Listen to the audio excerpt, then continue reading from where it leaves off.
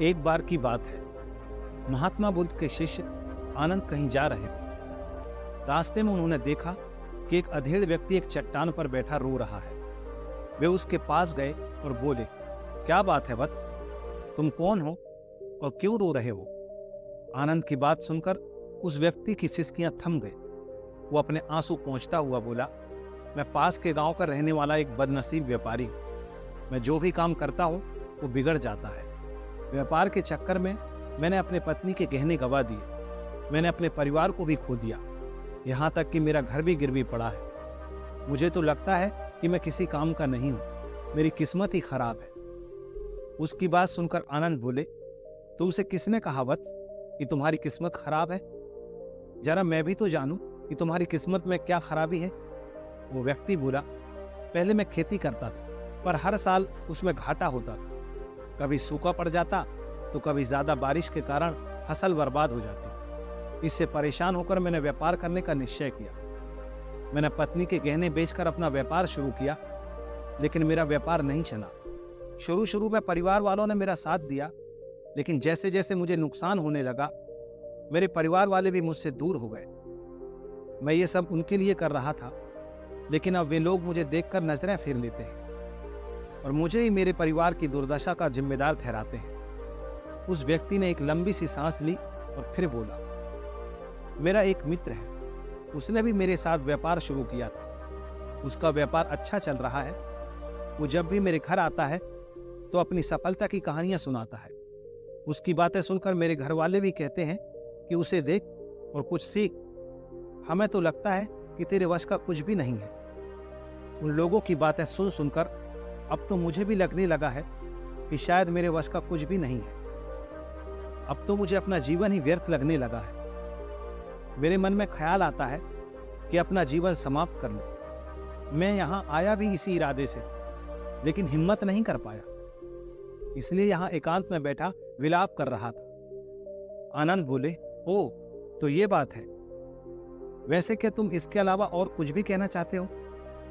उनकी बात सुनकर वो व्यक्ति बोला, एक ओर मेरा हर काम खराब हो जाता है और दूसरी ओर मेरा मित्र है जो हर समय मुझे नीचा दिखाने का प्रयत्न करता रहता है। मुझे समझ में नहीं आता है कि मैं क्या करूं। आनंद बोले, क्या तुम अपने मित्र की बातें सुनकर दुखी हो जाते हो? हाँ, मैं उसकी बातें सुनकर स्वयं ही दुखी हो जाता हूं, उस व्यक्ति ने जवाब दिया। आनंद ने पूछा, तुम्हें किस बात का दुख होता है, अपने असफल होने का या फिर मित्र के सफल होने का? उनका जवाब सुनकर वो व्यक्ति एक पल के लिए सोच में पड़ गया। फिर वो बोला, अगर सच कहूं तो मुझे अपने असफल होने का उतना दुख नहीं होता जितना कि मेरे मित्र के सफल होने का होता है। अर्थात यदि तुम्हारा मित्र असफल हो जाए तो तुम्हें खुशी होगी? आनंद ने प्रश्न किया। वो व्यक्ति बोला, हाँ, मुझे बहुत खुशी होगी। इसका मतलब है कि तुम्हारी खुशी तुम्हारे मित्र पर निर्भर है। आनंद बोले, अगर वो चाहे तो तुम्हें खुश कर सकता है, अगर वो चाहे तो तुम्हें दुखी कर सकता है। तुम स्वयं से ना तो खुश होते हो और ना ही दुखी हो सकते हो। अर्थात तुम अपने मित्र के गुलाम हो गए हो, इसलिए तुम्हारा कुछ नहीं हो सकता। ऐसा ना कहे महात्मन। उस व्यक्ति ने हाथ जोड़ दिए। आपकी बातें सुनकर मुझे कुछ आशा बन रही है। आनंद बोले, जब हम किसी से आशा बांध लेते हैं तो उस पर निर्भर हो जाते हैं। ऐसे में हमारी खुशी और दुखी भी उस पर निर्भर करने लगता है। इससे बेहतर है कि तुम अपने आप से आशा बांधो। जब तुम ऐसा करोगे, साथ ही पूरे जतन से काम करोगे, तो तुम्हें सफलता अवश्य प्राप्त होगी। कहते हुए आनंद ने एक पल के लिए उस व्यक्ति की ओर देखा, फिर अपनी बात आगे बढ़ाई। तुम्हें लगता है कि तुम्हारा मित्र तुम्हें दुखी करने आता है, पर अगर विचार करो तो वो बातें तो सच्ची ही कहता है। वो अपने संघर्ष और अनुभव की बातें बताता है। तुम उन बातों से बहुत कुछ सीख सकते हो। तुम्हें इसके लिए उसका धन्यवाद करना चाहिए कि तुम्हें घर बैठे कुछ अनुभव मिल रहे हैं। तुम उन अनुभव का लाभ उठाओ, नई शुरुआत करो, कर्म करते जाओ, हार मत मानो। एक दिन तुम्हें सफलता अवश्य मिलेगी।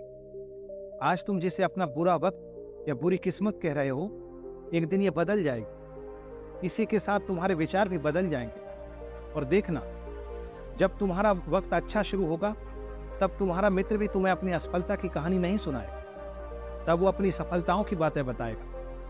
ताकि तुम उसकी बातें सुनकर भ्रमित हो जाओ, तुम्हारा आत्मविश्वास हिल जाए और तुम गलत निर्णय ले सको। लेकिन उस समय भी तुम्हें अपनी बुद्धि का प्रयोग करना होगा। तुम्हारा मित्र जैसे आज तुम्हें दुखी करने आता है, उसी तरह उस समय भी वो तुम्हें दुखी करने आएगा, क्योंकि जिस तरह उसे दुखी देखकर तुम्हें मजा आता है, उसी तरह उसे भी तुम्हें दुखी देखने में उतना ही मजा आता है। वो व्यक्ति बोला, आपने सही कहा, लेकिन मेरा सबसे बड़ा दुख यह है कि मेरे परिवार के लोग भी इसमें शामिल हैं। वास्तव में मैं तो अपने परिवार के लिए अच्छा करना चाहता था, लेकिन वे लोग भी मेरी बात नहीं समझते हैं। वे भी मुझे गलत कहते हैं और अब तो वे मेरे साथ भी नहीं हैं। आनंद बोले, मैं सब समझ गया, तुम सांत्वना चाहते हो। वास्तव में इस दुनिया में सभी लोग सांत्वना ही चाहते हैं। हम चाहते हैं कि हम जब भी कुछ करें तो लोग हमारी प्रशंसा करें, लेकिन आमतौर से ऐसा नहीं होता है, इसलिए हम दुखी हो जाते हैं। हमें लगता है कि हमारे मित्र, परिवार वाले सब मतलबी हैं, लेकिन तुम अगर किसी को अपना परिवार मानते हो और उसके लिए कुछ करना भी चाहते हो, तो तुम्हें ऐसा क्यों लगता है कि तुम दूसरों के लिए कुछ कर रहे हो? वास्तव में तुम अपनी खुशी के लिए कर रहे हो, इसलिए परिवार के लिए कुछ करना वास्तव में अपने लिए ही करना होता है। लेकिन अगर ऐसा करते समय तुम्हें लगता है कि तुम दूसरों के लिए कर रहे हो, तो तुम दुखी रहोगे, और अगर तुम्हें लगता है कि तुम अपने लिए कर रहे हो, तो तुम खुश रहोगे, क्योंकि जब तुम अपने लिए कुछ अच्छा करते हो या करना चाहते हो, तब तुम्हें सांत्वना की जरूरत नहीं पड़ती है। आनंद की बातें सुनकर उस व्यक्ति के चेहरे के भाव बदल गए। वो बोला, आप सही कह रहे हैं, मैं समझ गया हूं। अब तक मेरी किस्मत खराब इसलिए थी क्योंकि वो दूसरों के हाथ में थी। अब मैं अपनी किस्मत को अपने हाथ में रखूंगा। मैं फिर से प्रयत्न करूंगा, पूरे मन से काम करूंगा, और जब तक सफलता नहीं मिल जाती, चैन से नहीं बैठूंगा। उस व्यक्ति की बात सुनकर आनंद मुस्कुराए और उसे एक छोटी सी डिबिया देते हुए बोले, इस डिबिया को हमेशा अपने पास रखना। इसमें एक ऐसा राज है जो तुम्हें बड़े से बड़े दुख से भी बाहर निकाल लेगा, लेकिन इसे तभी खोलना जब तुम्हारे जीवन में कोई रास्ता ना सुझाई दे और तुम्हें लगे कि सब व्यर्थ है। ये दुनिया व्यर्थ है और यहाँ रहना भी व्यर्थ। उस व्यक्ति ने आनंद को धन्यवाद दिया और डिबिया को लेकर चला गया। उसने नए उत्साह के साथ फिर से अपना व्यापार आरंभ किया। उसका व्यापार चल निकला। अपनी मेहनत और लगन के बल पर वो एक बड़ा व्यापारी बन गया। परिवार वाले भी उसके साथ आ गए और उसका जीवन हंसी खुशी बीतने लगा। अब वो भूतकाल का रोना छोड़ चुका था।